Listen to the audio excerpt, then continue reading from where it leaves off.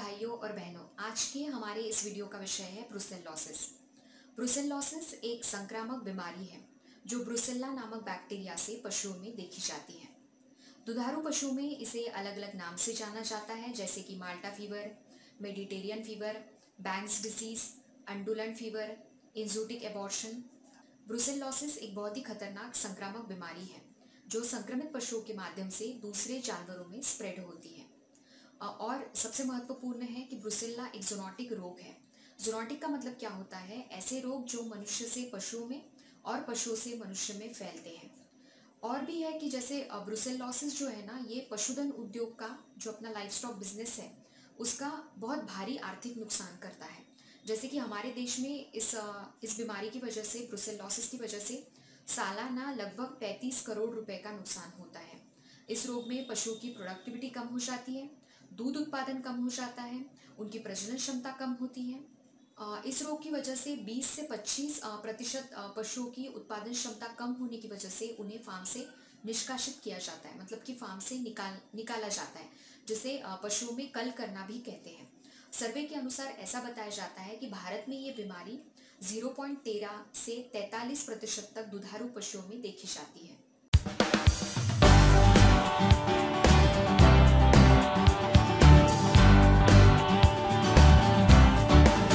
तो चलिए अभी हम ये जानते हैं कि अलग अलग पशुओं में ये बीमारी कौन से बैक्टीरिया से होती है। ब्रुसेलोसिस ये रोग गाय, भैंस, भेड़ बकरियां, सुअर, कुत्तों में, घोड़ों में तथा मनुष्य में भी पाया जाता है। ब्रुसेल्ला एबॉर्टस गोवंशीय पशुओं को प्रभावित करता है, जैसे कि गाय, भैंस, ऊंट आदि को। ब्रुसेल्ला मेलिटेंसिस बकरियों और भेड़ को प्रभावित करता है।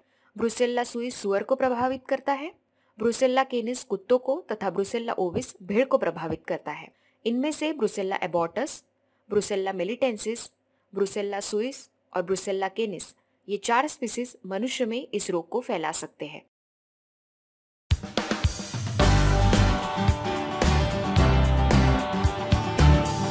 ये आप यहाँ पर इमेज में देख रहे हैं, ये ब्रुसेल्ला से संक्रमित एक पशु है।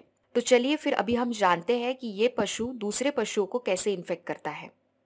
इस पशु के बच्चादानी में सबसे ज्यादा मात्रा में ब्रुसेल्ला के विषाणु पाए जाते हैं।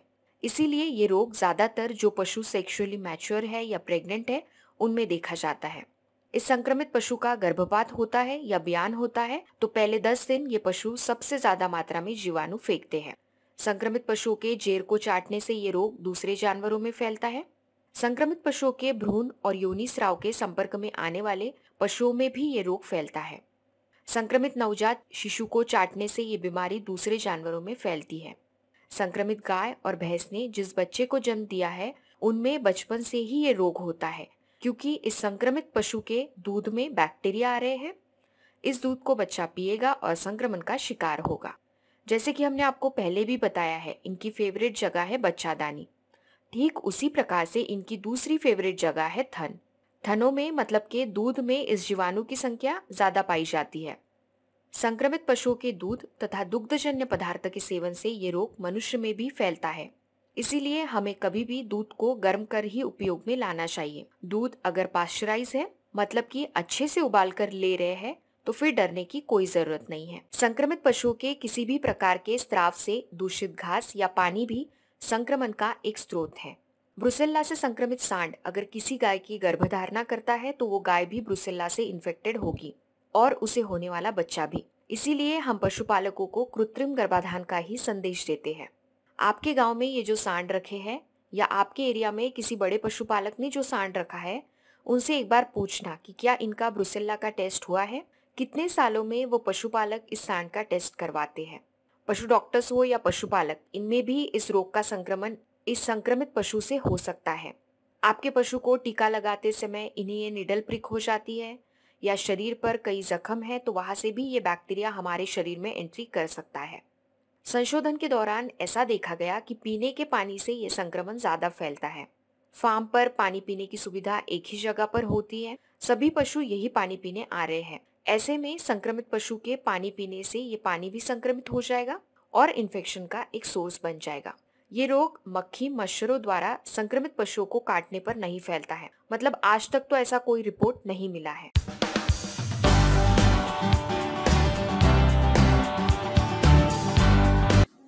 अवस्था के लास्ट ट्राइमेस्टर में, मतलब कि 7 से 9 महीने तक, या आप कह सकते हैं कि 6 महीने के बाद बच्चे का मृत पैदा होना, ये ब्रुसेलोसिस का एक मेन लक्षण है।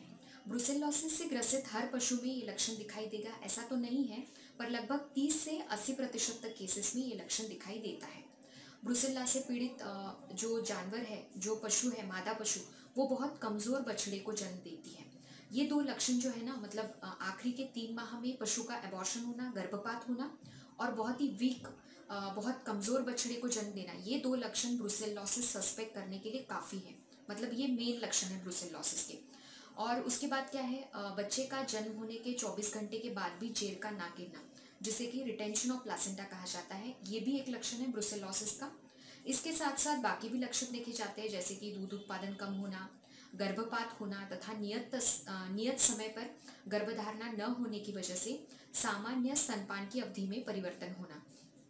पूरा लैक्टेशन साइकिल ही पशु का डिस्टर्ब हो जाता है, और इसीलिए कहते हैं ना फिर कि ब्रुसेलोसिस में पशु का जो प्रोडक्शन है और जो रिप्रोडक्शन है, दोनों भी खराब हो गए। मतलब कि उत्पादन भी कम हो गया है और उनकी प्रजनन क्षमता भी कम हो गई है। लैक्टेशन साइकिल के बारे में जिन पशुपालकों को जानना होगा, वो कृपया हमें कमेंट बॉक्स में कमेंट डालें, क्योंकि हम सोच रहे हैं कि इस विषय पर एक वीडियो बनाया जाए, क्योंकि लैक्टेशन साइकिल हर पशुपालक को समझना बहुत ज़रूरी है। इन पशुओं में प्रजनन से संबंधित बहुत सारी दिक्कतें आती है, जैसे कि प्रजनन क्षमता का कम होना, गर्भाशय में संक्रमण होना, जिसे आपने सुना होगा ना, एंडोमेट्राइटिस कहते हैं, उस टाइप के लक्षण, फिर खराब गर्भाधान दर आदि चीज़ें देखी जाती है। फिर नर पशुओं में भी प्रजनन अंग से इन्फेक्शन देखा जाता है। इनकी रिप्रोडक्टिव कैपेसिटी कम हो जाती है, क्योंकि वीर्य में भी बैक्टीरिया पाए जाते हैं। ओवरऑल अगर आप देखेंगे तो ब्रुसेल्ला ये बैक्टीरिया स्पेशली रिप्रोडक्टिव जो ऑर्गन्स है, रिप्रोडक्टिव जो सिस्टम है, मतलब कि प्रजनन प्रणाली पर इसका बहुत ज़्यादा अटैक होता है, या फिर ऐसा बोल सकते हैं कि ये प्रजनन प्रणाली को पूरी तरीके से डिस्टर्ब करके रख देता है। कुछ केसेस में आप देखेंगे यहाँ पर इमेज में जैसे दिखाया है, उस प्रकार से पशुओं में हाइग्रोमास भी देखे जाते हैं। ये जनरली ये लक्षण ना जो लॉन्ग टर्म केसेस होते हैं ना, जिन्हें क्रोनिक केसेस कहते हैं, उनमें देखा जाता है।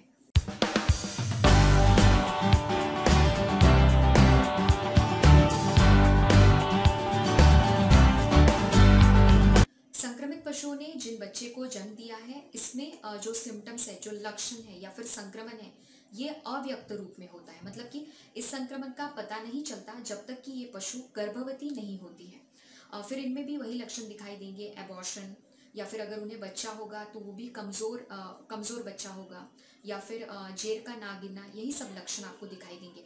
पर ये मादा पशु यौन अवस्था में आने से पहले अगर इनका टीकाकरण किया जाता है तो फिर ये सेफ हो जाते हैं।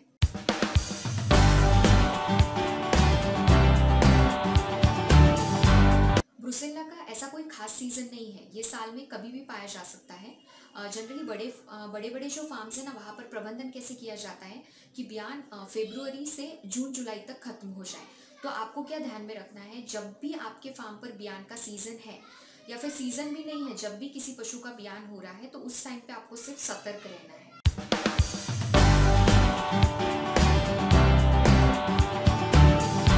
ये सवाल हमें बहुत सारे पशुपालकों द्वारा बहुत ही फ्रिक्वेंटली पूछा जाता है, और इसका जवाब है नहीं।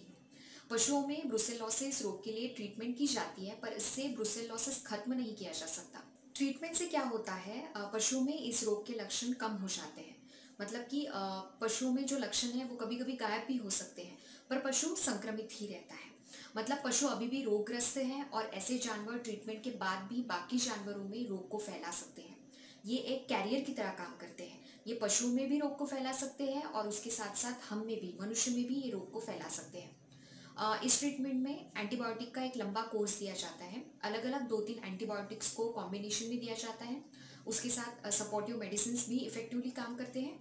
इसीलिए हम कहते हैं prevention is better than cure. मतलब कि इनका टीकाकरण करवाकर इन्हें सेफ करवा लीजिए।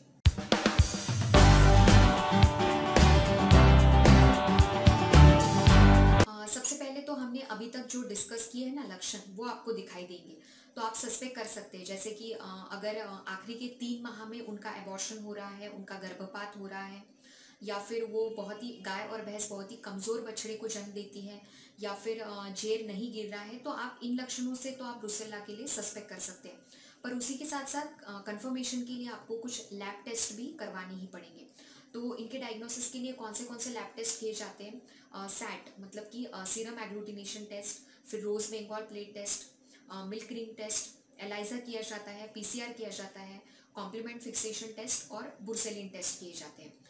इनमें से जो 2 टेस्ट है ना, मतलब रोज बेंगॉल प्लेट टेस्ट और दूसरा है मिल्क रिंग टेस्ट, ये दोनों टेस्ट हम फील्ड लेवल पर कर सकते हैं। तो हम इन टेस्ट के बारे में थोड़ा सा जान लेते हैं। तो सबसे पहले हम बात करेंगे रोज बेंगॉल प्लेट टेस्ट के बारे में। ये जनरली फील्ड लेवल पर यूज़ की जाने वाली टेस्ट है। इस टेस्ट के लिए 2 से 4 मिनट का समय लगता है और ये एकदम चीप है, मतलब बहुत ही कम पैसे में ये टेस्ट आपकी हो जाती है। इसके लिए ज़्यादा खर्चा नहीं आएगा। इसे मनुष्य तथा बड़े जानवरों में ब्रुसेल्ला डायग्नोसिस के लिए उपयोग किया जाता है। ये एक्चुअली एक स्क्रीनिंग की तरह काम करती है। इस टेस्ट में सैंपल पॉजिटिव आने पर इसे हम कंफर्मेशन का करार नहीं दे सकते। अगर कंफर्मेशन करना है तो फिर हमें कॉम्प्लीमेंट फिक्सेशन टेस्ट करना ज़रूरी है, ठीक है। अभी आपको हम ये टेस्ट जो है ना, रोज बेंगॉल प्लेट टेस्ट, ये दिखा तो नहीं सकते, पर भविष्य में जब भी हम ये टेस्ट करेंगे तो श्योरली आपके लिए उस पर एक वीडियो बनाकर लाएंगे। अब जनरल हम आपको ऐसे ही समझाते हैं कि टेस्ट कैसे की जाती है। एक ग्लास स्लाइड है, उस पर 2 ड्रॉप्स लिए जाते हैं रोज बेंगॉल डाई स्टेन एंटीजन का, और उतने ही 2 ड्रॉप्स सीरम के लिए जाते हैं। ये सीरम जो है ना, ये ब्लड का एक कंपोनेंट है, मतलब कि ब्लड से ही निकाला जाता है। और ये सीरम हम उस पशु का ले रहे हैं जिसे हम ब्रुसेल्ला के लिए सस्पेक्ट कर रहे हैं। फिर इन दोनों को मिक्स कर यहाँ पर देखा जाता है। कुछ ऐसे गुच्छे टाइप के बने हैं क्या, जैसे कि आप इस इमेज में सेकेंड सैंपल में देख सकते हैं क्लम्स बने हैं। तो ये पॉजिटिव सैंपल है और ये क्लम्स जितने जल्दी आएंगे उतनी उस रोग की तीव्रता उस पशु में ज्यादा है। अभी हम दूसरी टेस्ट के बारे में जानते हैं। इसे कहते हैं मिल्क रिंग टेस्ट। इस टेस्ट को एबॉर्टस बैंगरिंग टेस्ट भी कहा जाता है और इस टेस्ट के लिए भी ज़्यादा खर्चा नहीं आता और ये भी आप इजीली फील्ड लेवल पर कर सकते हैं। तो इसे हम एक बल्क स्क्रीनिंग टेस्ट के तौर पर मानते हैं। जैसे कि आपका बहुत बड़ा फार्म है जहाँ पर कि हर पशु की टेस्ट करना तो हमें पॉसिबल नहीं है, हमारे पास इतनी फैसिलिटी नहीं है, पर फिर भी हमें पता तो करना है कि अपने फार्म पर कोई ब्रुसेल्ला से ग्रसित पशु है क्या। तो उसके लिए आप ये टेस्ट बिल्कुल कर सकते हैं। तो आप चाहे तो फिर इंडिविजुअल पशु पर भी ये टेस्ट परफॉर्म करिए, कोई प्रॉब्लम नहीं है। इस टेस्ट में एंटीजन यूज किया जाता है, हिमेटोसाइलिन stand suspension of killed brucella एबॉर्टस, ठीक है। तो फ्रेश मिल्क हमें लेना है। फ्रेश मिल्क लेना कभी भी बेहतर है, क्योंकि फ्रेश मिल्क आप लेंगे तो इससे ज़्यादा अच्छे और सटीक रिजल्ट्स आपको मिलेंगे। तो 1 ml मिल्क सैंपल लेना है और एक ड्रॉप उस पर इस एंटीजन का डाला जाता है। इसे फिर वाटर बाथ में मतलब कि 37 डिग्री सेल्सियस पर रखा जाता है आधे से 1 घंटे के लिए। जो सैंपल पॉजिटिव होता है ना, उसमें क्लम्स बनेंगे और वो दूध के ऊपरी हिस्से में एक परत बना लेते हैं। ये जो क्लम्स है ये दूध के ऊपरी हिस्से में ऐसे क्रीम की तरह एक परत बना लेते हैं। तो इस टेस्ट में जो सैंपल हमने यूज़ किया है उसका रिजल्ट कैसे देखना है, तो पॉजिटिव सैंपल पॉजिटिव है ये कैसे, तो दूध का जो रंग है वो पूरा सफ़ेद रहेगा और ऊपर जो क्रीम लेयर बनी है ना, ये गहरी लाल या नीले रंग की होगी। और जो निगेटिव सैंपल है उसमें दूध का रंग गहरा नीला है और जो ऊपर क्रीम लेयर बनी है ये सफ़ेद कलर की है। इस टेस्ट पर ही आप रिलाई करें ऐसा हम नहीं बोलेंगे, क्योंकि कंफर्मेशन के लिए फिर लैबोरेटरी टेस्ट जो है पीसीआर, एलाइजा या फिर कॉम्प्लीमेंट फिक्सेशन टेस्ट ये करवाना बहुत ज़रूरी है।